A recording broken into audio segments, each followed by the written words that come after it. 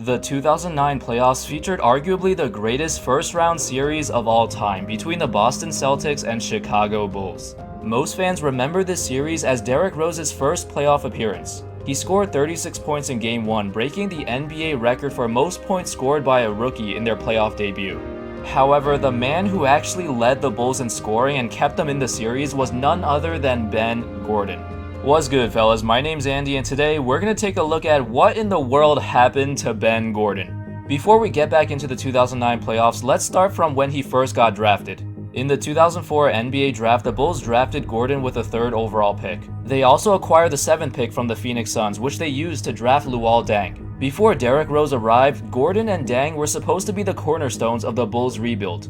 And while Deng remained with the Bulls for a very long time, the same cannot be said for Gordon. Anyway, in Gordon's rookie season, he immediately made an impact on the team. After MJ retired, the Bulls had not won over 30 games in a single season, but that would finally change. Gordon came off the bench, but he was still the 3rd leading scorer on the team with 15.1 points per game. And he made a name for himself as a very deadly 3-point shooter. The Bulls finished the season with a 47-35 record and grabbed the 4th seed in the East. Unfortunately, they would lose to Gilbert Arenas and the Wizards in the first round, but this year would be a huge step for them moving forward. Gordon became the first rookie in NBA history to win the 6th Man of the Year award, and up until now, he's still the only rookie ever to do that. And it kinda looked like he could eventually become the Bulls' franchise player. He continued to improve in the next few years, increasing his percentages and scoring at a higher volume. His best season came in 2006 to 2007, where he averaged 21.4 points per game, 3.1 rebounds, 3.6 assists on 46% shooting, and 41% from 3. Gordon wasn't particularly great at other areas of the game besides scoring, but he would occasionally take over playmaking duties and draw in double teams to free up his teammates. But other than that, he was pretty much a one-dimensional player. In the 2007 playoffs, he would lead the Bulls to a first-round series sweep over the defending champion Miami Heat. For this series, he averaged 25.5 points, 5.3 rebounds, and 5.5 assists per game in 4 games. The Bulls would lose in the next round to the Pistons, but the team was headed in the right direction. They were getting better, Gordon was looking great as the team's primary scorer, and many people believe the Bulls were the team of the future. And they were kinda right to an extent, but it wasn't the type of future that they predicted. The Bulls entered the 2007-8 season with high expectations, but they floundered. Gordon did not make the leap that everyone thought he would, and the team as a whole did not look like they had any motivation at all. The Bulls finished the season with a disappointing 33-49 record and missed the playoffs. And now, I'm sure everyone knows what happens next. The Bulls get really lucky and get the number 1 overall pick in the 2008 draft with just a 1.7% chance. With that pick, they draft Derrick Rose, and he'd be the guy who would eventually turn the Bulls into championship contenders. But he would also be the guy who made the Bulls realize that they no longer wanted to keep Gordon. Throughout the 2008 offseason, Gordon and the Bulls struggled to come to terms with a new contract. The Bulls offered him $58 million over 5 years, which was actually really good, but Gordon wanted more, even though this was probably about how much he was worth anyway.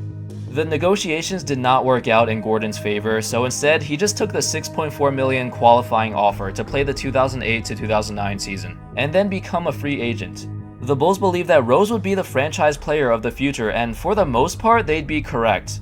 Throughout the season, analysts and reporters and writers, they all continue to say that Gordon and Rose will not be able to play together as the starting backcourt. I mean, it made sense at the time. Keep in mind, Gordon was only 6'3", which is undersized for a shooting guard, and he didn't have the passing skills to run an offense either when Rose needed a break. He still led the team in scoring for the season with 20.7 points per game with good percentages too. Anyway, let's skip to the 2009 playoffs. The Bulls were the 7th seed going up against the defending champion Celtics, who were missing Kevin Garnett, but they were still a great team. Gordon was kinda inconsistent throughout the series, but he was still the best player and primary option on offense.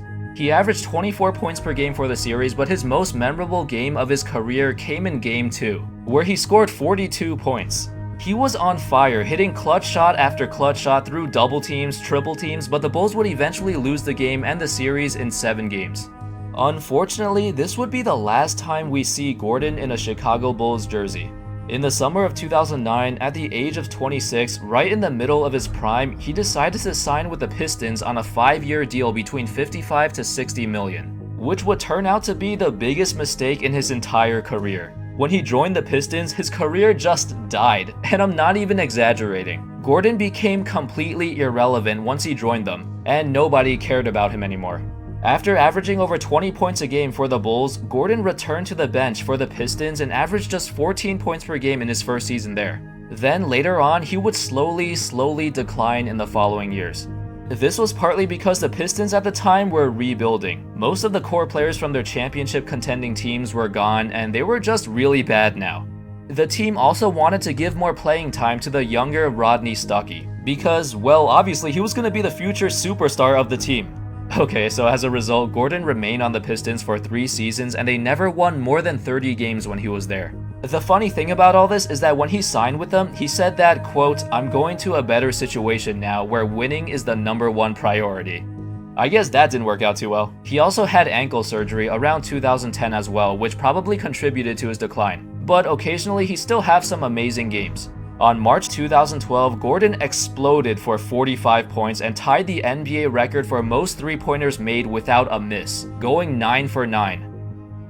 That was an amazing game, and you see from the rest of his career up until now, he'd always have an occasional explosion game, but then he'd go back to normal and put up his 10 or 15 points. But yeah, that 45-point game was basically the last time that Gordon was actually relevant. The rest of his career is nothing special. In the summer of 2012, he got traded to Charlotte. In 2014, he signed with Orlando, averaged like 6 points per game. Then in 2015, he signed with the Golden State Warriors, but then he got waived before the season even started. And as of now, 2017, he's currently playing for the Texas Legends in the G League. Yeah, so that was it for his NBA career, and even though he's still trying to make a comeback, his career could have gone a lot better if he made better decisions. Looking back at his time in Chicago, Gordon regrets not taking their original $58 million offer. He thought he'd be able to get more money, but that didn't work out. He felt that him and the young Bulls team were on their way to something special, but it ended way too early, and most of it is because of him. This also brings up another interesting scenario. In 2011, the Bulls won 62 games led by MVP Derrick Rose. In that season, and I'm sure you guys all remember, Keith Bogans was their starting shooting guard. He started in all 82 games for the Bulls and averaged just 4 points per game. Bogans was without question the worst player in their starting lineup.